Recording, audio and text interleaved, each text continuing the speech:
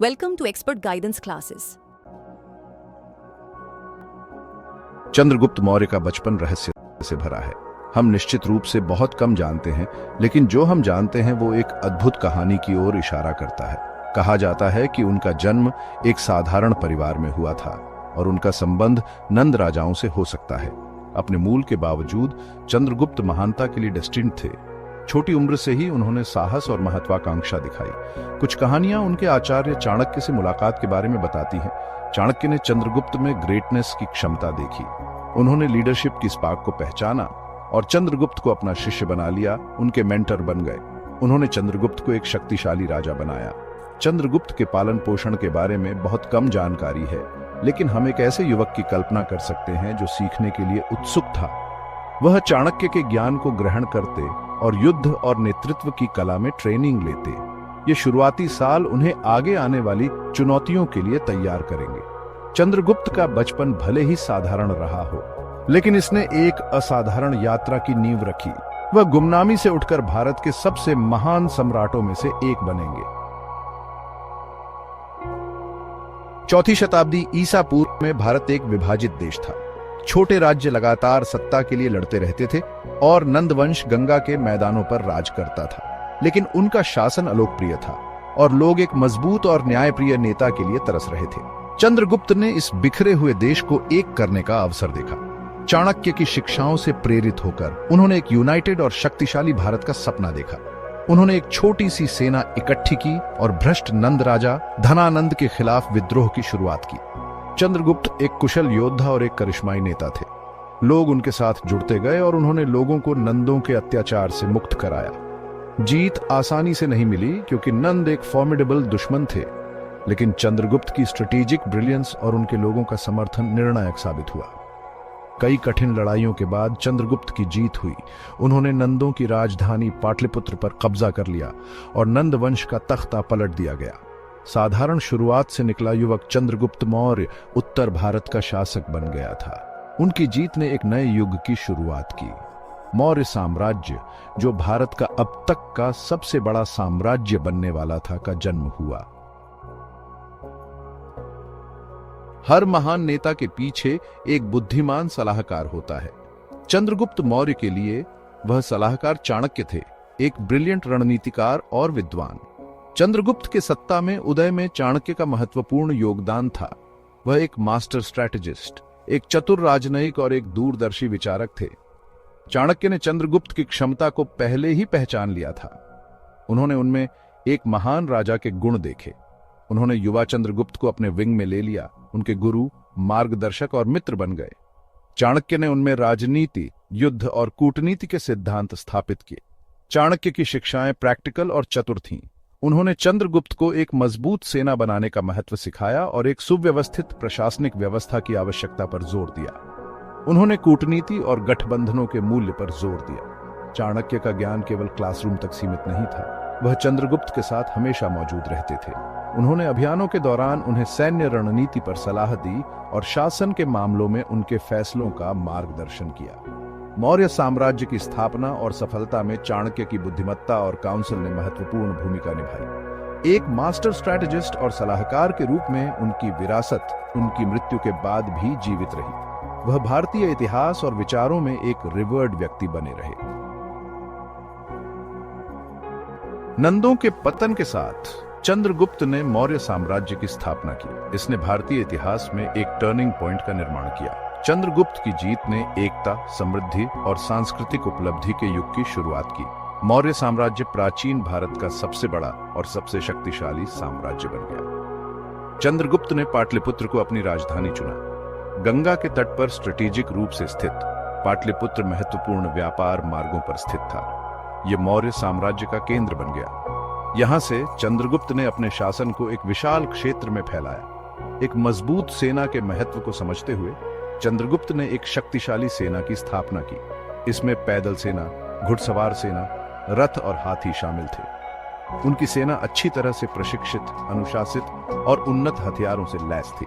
इस फॉर्मिडेबल सेना ने उन्हें अपने साम्राज्य का विस्तार करने और दुश्मनों से बचाव करने की अनुमति दी। चंद्रगुप्त की महत्वाकांक्षा उत्तर भारत तक सीमित नहीं थी। उन्होंने पूरे भारतीय उपमहाद्वीप को एक करने का लक्ष्य रखा।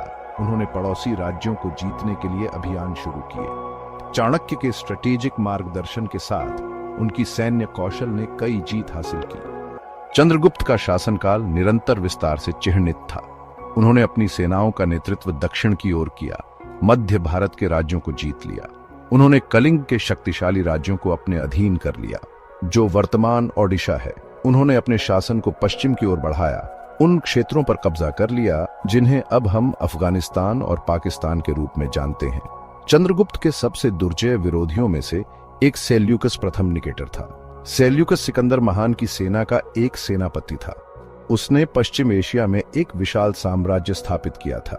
सिंधु घाटी के नियंत्रण के लिए दो सम्राट युद्ध में भिड़ गए। चंद्रगुप्त और सेल्यूकस के बीच युद्ध दिग्गजों का संघर्ष था, प्राचीन विश्व के दो सबसे शक्तिशाली साम्राज्यों का मिलन। एक भयंकर संघर्ष के बाद एक संधि हुई। चंद्रगुप्त ने पश्चिम में कुछ क्षेत्र सेल्यूकस को सौंप दिए। बदले में उसने विशाल भूमि पर नियंत्रण प्राप्त कर लिया। इस संधि का स्थायी प्रभाव पड़ा। इसने मौर्य साम्राज्य और सेल्यूसिड साम्राज्य के बीच मैत्रीपूर्ण संबंध स्थापित किए। इसने भारत और पश्चिम एशिया के बीच व्यापार और सांस्कृतिक आदान प्रदान को सुगम बनाया।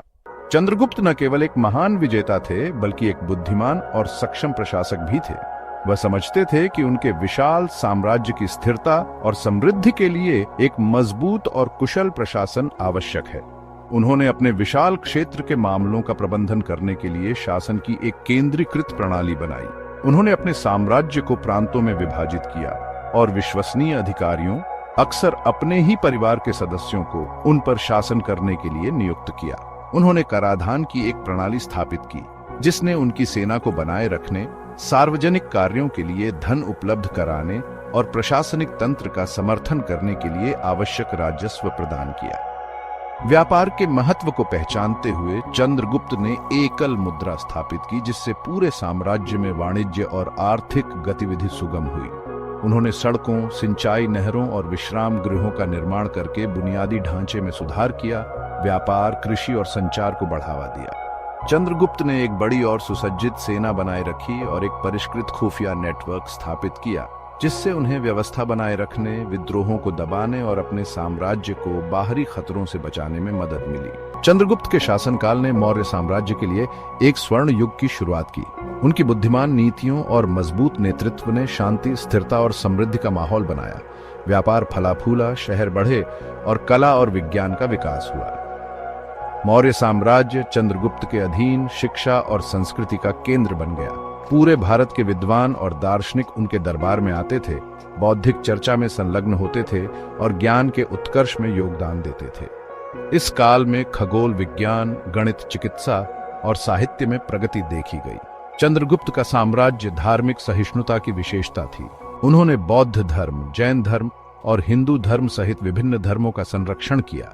साम्राज्य के भीतर सद्भाव और सांस्कृतिक आदान प्रदान की भावना को बढ़ावा दिया।